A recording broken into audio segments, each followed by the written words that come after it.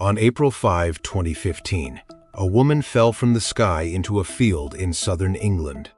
People on the ground watched her spinning through the air. They heard screams, and they knew exactly what was about to happen. No one could survive a fall like that, especially when both the main parachute and the reserve parachute had failed. From more than 4,000 feet above the ground, Victoria Cilliers was falling straight toward the earth, yet somehow she survived. At first, everyone called it a miracle, but just weeks later, investigators examining her parachute equipment uncovered a far more disturbing truth. This wasn't an accident. Someone had deliberately sabotaged both parachutes, and as the investigation unfolded, the evidence began pointing toward one person no one wanted to suspect: her husband, the man she trusted more than anyone else. This is the story of Victoria Cilliers, the woman who survived a fall from the sky, and the cold-blooded murder plot allegedly carried out by the man sleeping beside her. Before becoming the victim of one of Britain's most shocking criminal cases, Victoria appeared to have a successful and fulfilling life. She worked as a physiotherapist for the British Ministry of Defence. Outside of work, she had one major passion: skydiving. By 2015, she had completed more than 2,500 jumps. She wasn't a thrill-seeker chasing adrenaline. She was an experienced professional. In 2009, Victoria met Emile Cilliers when he visited her clinic for treatment following a knee injury. Emile was a South African-born army sergeant, confident, charming, and easy to like. The two quickly formed a connection. 2 years later, they were married. From the outside, they looked like a happy family. But behind closed doors, things weren't nearly as perfect as they appeared. According to evidence later presented in court, Emile was struggling financially. He accumulated debt, borrowed money, and spent beyond his means. At the same time, he was secretly involved in multiple affairs. While Victoria focused on raising their family, Emile was living a very different life. Victoria sensed that something was wrong, but she didn't yet know how serious the situation had become. Then in early 2015, she gave birth to the couple's second child. It should have been one of the happiest periods of their lives. Instead, it marked the beginning of a nightmare. In late March 2015, Victoria noticed a strange smell coming from her kitchen: gas. The leak was discovered before anyone was harmed. At the time, it appeared to be nothing more than a household accident. But investigators would later reach a very different conclusion. Had the gas continued building up inside the home, the consequences could have been catastrophic. The house contained not only Victoria, but also her young children, including a newborn baby. What nobody realized then was that Victoria may have narrowly escaped death. Just 11 days later, another opportunity would present itself, this time high above the ground. Shortly after the gas leak, Emile suggested a skydiving trip during the Easter holiday. Victoria was touched by the gesture. Their relationship had been strained recently, and she saw it as an attempt to reconnect. On the morning of April 5, the family arrived at Netheravon Airfield. Victoria was excited. Emile told her he would stay behind and watch the children instead of jumping himself. Nothing seemed unusual, but investigators later discovered that he had access to Victoria's parachute equipment before the flight. That detail would become critically important, because Emile understood parachute systems, and according to prosecutors, someone had transformed a life-saving piece of equipment into a deadly trap, unaware of any danger. Victoria completed her routine safety checks, said goodbye to her family, and boarded the plane. Once the aircraft reached the proper altitude, Victoria jumped. At first, everything felt normal. Then she deployed her main parachute. Immediately, she knew something was wrong. The lines were badly tangled. The canopy failed to inflate properly. As an experienced skydiver, she reacted instantly. She cut away the main parachute and activated her reserve. But then the impossible happened. The reserve parachute failed, too. No sudden jolt, no canopy overhead, only wind and the ground rushing closer. Victoria knew her chances of survival were almost non-existent. Below, people at the airfield realized something was terribly wrong. Some called emergency services. Others could only watch in horror. There was no time left, no backup plan, no way to stop what was coming. Then Victoria slammed into a freshly plowed field. Witnesses ran toward the impact site. No one expected to find a survivor, but somehow Victoria was still alive. She suffered multiple broken bones and devastating injuries, yet she had survived. As doctors fought to save her life, investigators began asking a critical question. How could an experienced skydiver suffer simultaneous failures of both her main and reserve parachutes?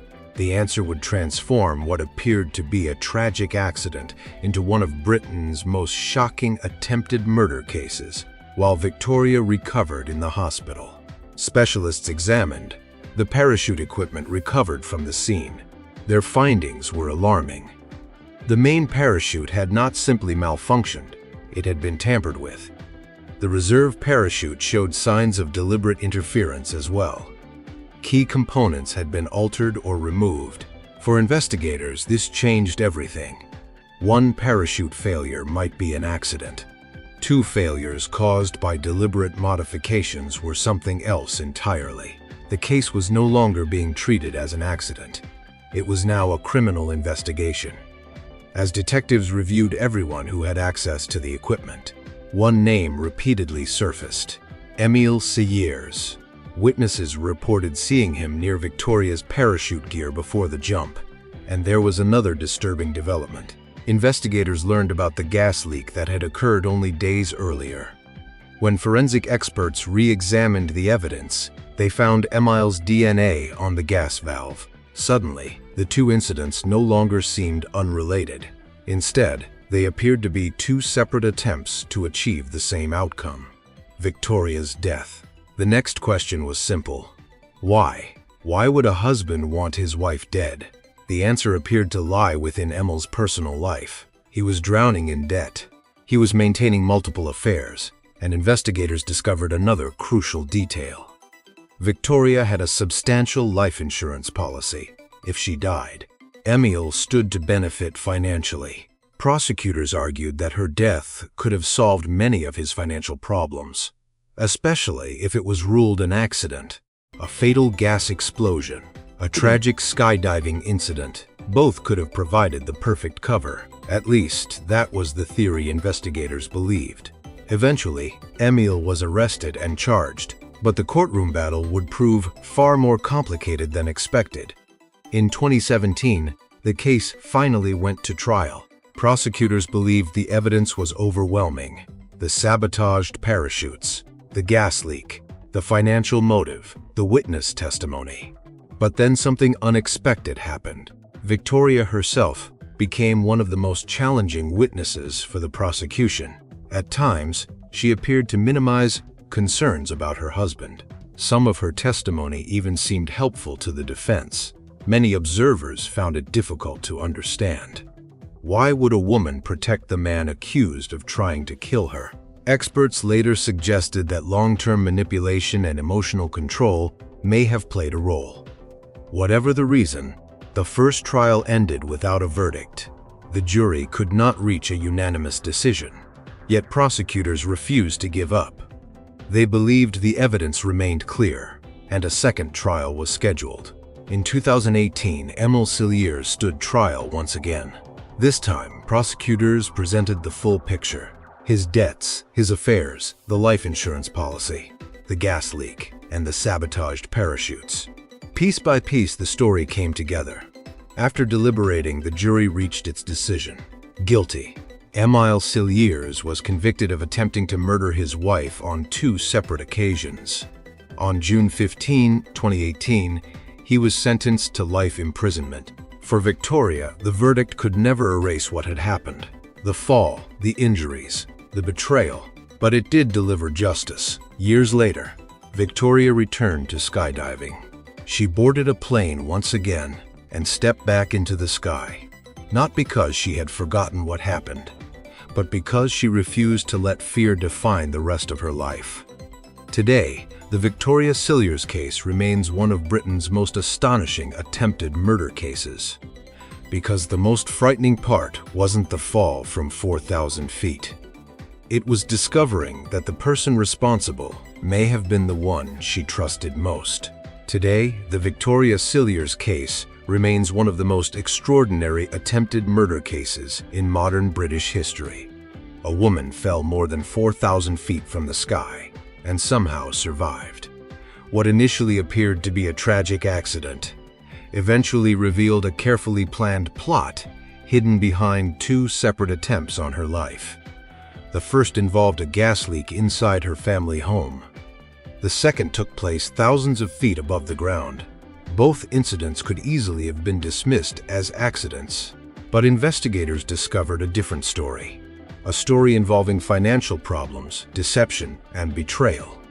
Yet perhaps the most disturbing part of this case is not the fall itself. It is the fact that the person accused of orchestrating the attacks was someone Victoria trusted completely. Her husband, the man who shared her home, her family, and her life. Years later, Victoria returned to skydiving and refused to let fear define her future. In doing so, she became known not only as a survivor, but as someone who reclaimed control of her life after unimaginable trauma. If you found this case interesting, let us know what you think in the comments below. What do you believe is the most shocking aspect of this story? The incredible survival from a 4,000-foot fall, or the fact that the alleged attacker was the person closest to her? Don't forget to like the video and subscribe for more true crime cases. Thank you for watching, and we'll see you in the next story.